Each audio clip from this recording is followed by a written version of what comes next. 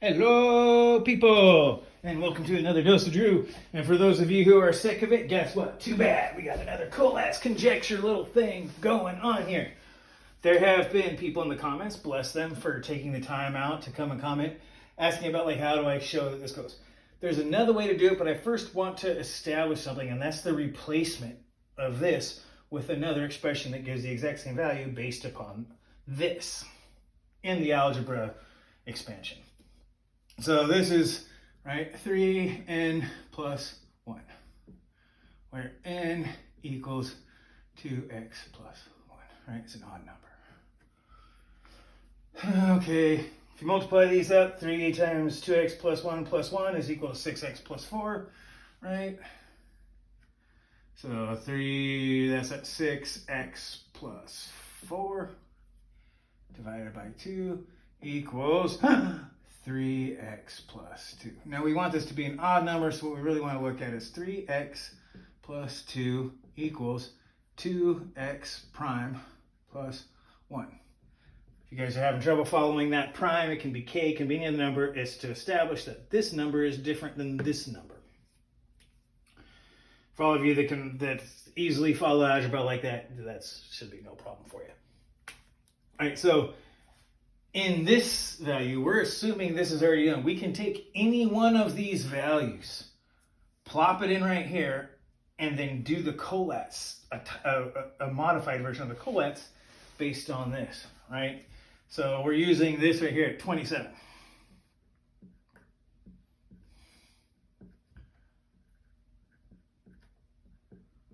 So we need to solve it for x prime, right?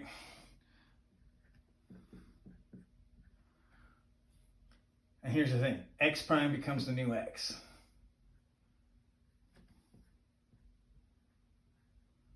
Right? 39 plus 2, 41. Hey! Well, we may as well do the same thing with 41. Except I have to remember to do the rest of it first. Minus 1 is 40, divided by 2 is 20.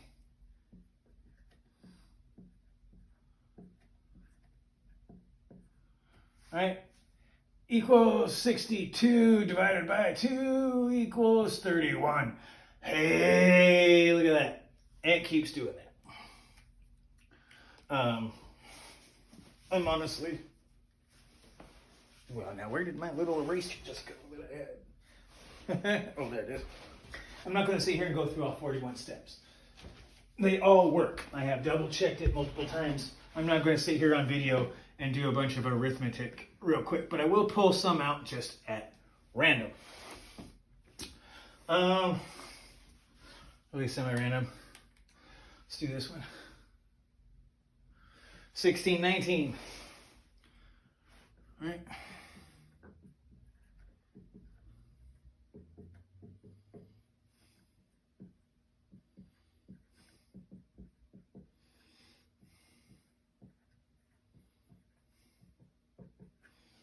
Alrighty, so now we know what x is.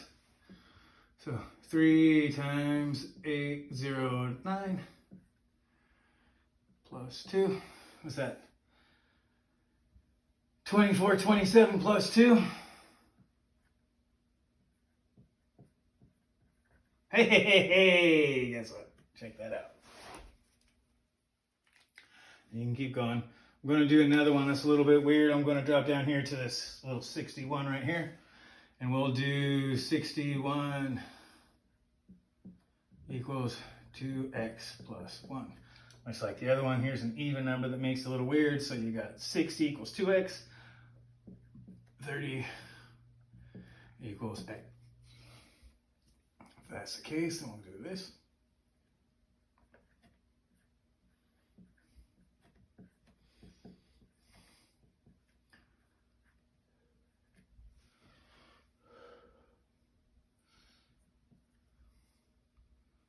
So 46 divided by 2 equals, yeah, baby, 23. Hey, bam. Now, more importantly for this, it doesn't matter where you are in this system. right? We can do all that because we know that this 3x plus 2, and we know this algebraic formula, identity, whatever you want to call it here. We know this pattern. And all these work. More importantly, for the runaway odd, the run off to infinity number, that there's the idea that there's a single number out there somewhere that'll run off to infinity. Let me alleviate that. Because no matter where you encounter 23 in one of these sequences, from that point, whenever you encounter 23, it's this many steps.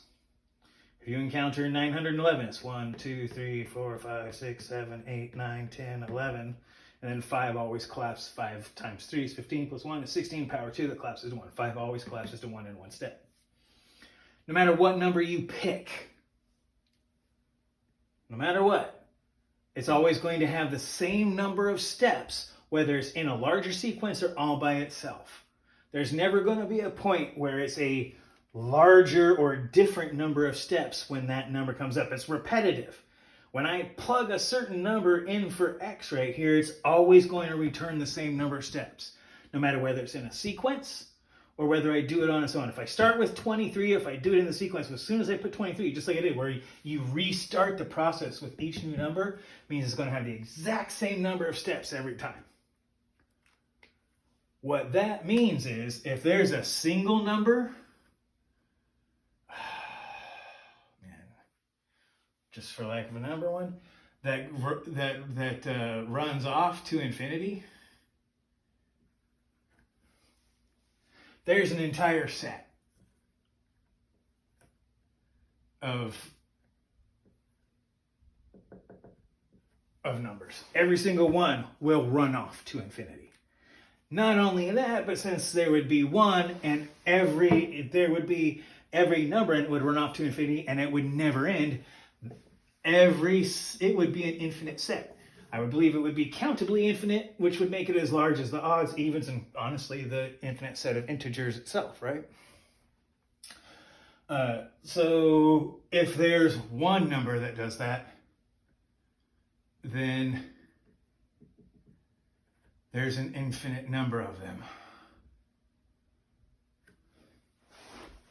right? And I'm not going to sit here and do it. There's no infinite number that runs off. There is a wonderful paper from 2019 by Dr. Terence Tao that basically states this 3x plus 1 divided by 2 will always eventually reduce and approach 0, so that only trivial answers could do that. I'm pretty sure that an infinite set is a non-trivial answer, the way I understand triviality in that formality. So there would have to be an infinite set. And any one of them, it's not just one. There can't, I'll put it this way, it's sort of like Pringles or Lay's. You can't just eat one. You can't pick one and be like, well, this one will just run off. Because any one of if it runs off to infinity, any one of the other ones in the sequence will run off to infinity. 47 only has 3 less steps than 27. If I put 41 and I start through the same sequence, it's 1 less than 27, right? So each one of these would be a part of this sequence. If this is an infinite sequence, every single one of these is an infinite sequence. There's been a lot of... Now, I want to do this purely on thought, but I will have to admit that there's been quite a bit out there where it's like they've done up to 1 million digits. So we know that if there's any number that does, and there's an infinite set, not just ignoring Dr. Tao, so sorry, Dr. Tao, ignoring Dr. Tao's work for just a moment here, assuming that we even look at it would have to be bigger than like something with like 1 million digits or 100,000 digits or whatever it is. Not only would it have to be, every number after it would have to be bigger than every number tested. Not that that's hard. I mean, there's an infinite number of numbers. There's an infinite amount of those things. But the idea being that with the proof out there that it would only be trivial answers, there's no infinite set. There's no infinite set. If there's no infinite set that runs off, all we really need to do is get to, I don't want to say trivial. I don't want to mix those words. Powers of 2 don't have to be, and it doesn't have to get to a power 2. It just it can get to something like 100, right? That's 2 squared times 5 squared. You can take 2 out of that, 2 or 4 out of that. You just have to get successively. You just have to get more than 1 power of 2 on a regular basis. 27. There's 41 odds, but 111 steps total. So there's more than the amount of. There's almost there's about 1.5 times the amount of evens that drop, or powers of, or divisions of 2 that happen as multiples of 3 plus 1. So these do go down. More importantly, though, is the result that's already out there. I don't want to have to redo work that is way above my capability, that already shows that this not only moves down towards 0, but any answer that would do anything else would have to be a trivial one. Which my understanding is, you say except for a trivial, you would say except for the like in this one, the trivial loop at 1. Or if there's something that happens except for in the trivial case when x equals 0. Or something like it's a singular thing. That's a trivial case where you have one example of it, or like a pair, like 1 and 2, have the same loop, right? 1, 2, 4, all have the same loop, essentially, or 2 does, depending on how you want to look at it. There's steps, blah blah blah. But yeah, there's that. So the runaway odd isn't really a possibility. It would have to be an infinite set, which would be a non-trivial answer, which has already been proven by other work of great mathematicians to not be possible within this framework. I would argue that it is supposedly possible, I guess, that it could always hit more 3s than 2s. There's could be some number that indicates a set. It would have to be a singular set. Like if it's one number and all of the numbers in there. But again, it would be an accountably infinite set. You could do 1 to 1. It would be infinite to infinity, so you could 1 to 1 that to odds, evens, and integers.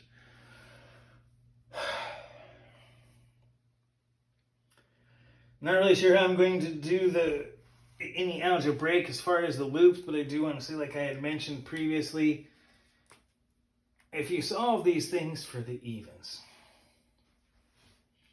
right? 3, we'll do n for this one, plus 1 equals 2x for that. And the 3n minus 1 equals 2x. That's these 2 columns. I just want to get that. So those are the two columns where you can get powers of 2, right? You can solve these things. When you do the other one, like the 3n, this would actually be 3n plus, that's plus 2 equals 2x. You can solve these. So I get, 3 times that minus, no.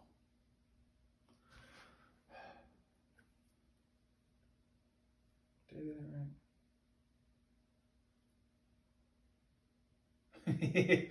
Questioning my own thoughts here. I got distracted. I'm not going to do this right now because I don't remember what I was going to do, and I actually wasn't intending to do it. I had been thinking about it, and now I got my brain in this, and I'm not doing that.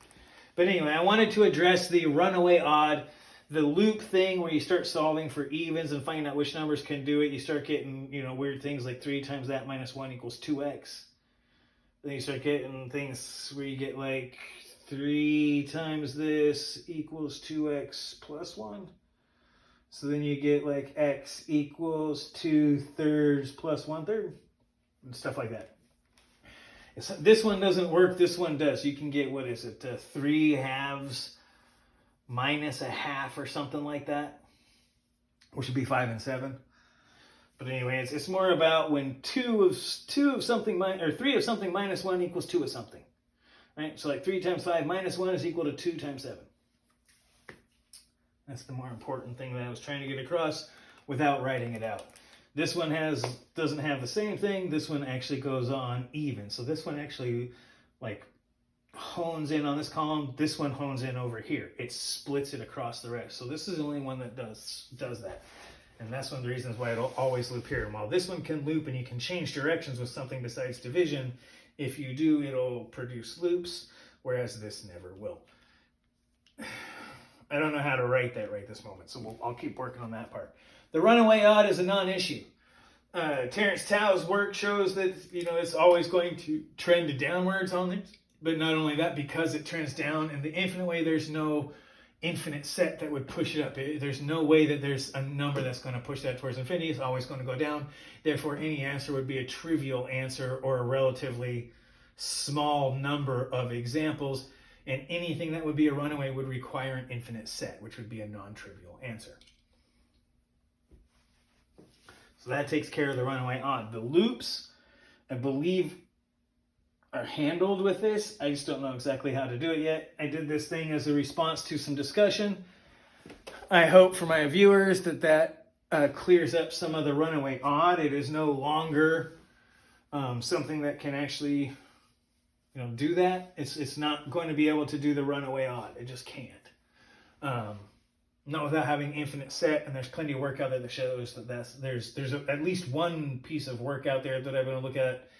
And again, I may be misinterpreting. I could easily be wrong, but my understanding is that it says trivial solutions only, and an infinite set would be a non-trivial solution. Anyway, there's 27 that runs off to odd. I don't care about why it has this number of steps or what determines the number of steps. I only care that it never runs off to infinity and that it never has a loop, because that proves the truth of the Collatz conjecture. I don't care how many times it goes up. I don't. What the pattern is doesn't prove the truth of the Collatz conjecture. Proving that it never runs to infinity and that it never has a recursive loop other than the trivial one is the only truth to the Collatz conjecture. That takes care of the runaway odd. And as soon as I can get the proper algebra, and I'll keep working on that so that you guys can see it, I'll get that in there. And then once I have that in there, I'm ready to write the paper. I just don't know how to do it formally. So there's the latest developments in my pursuit of the truth of the Collatz conjecture. So once again, you guys, this has been a dose of Drew. I am said Andrew.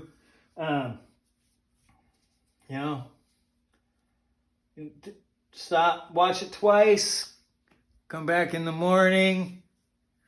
Don't forget to like and subscribe. Comment if you like.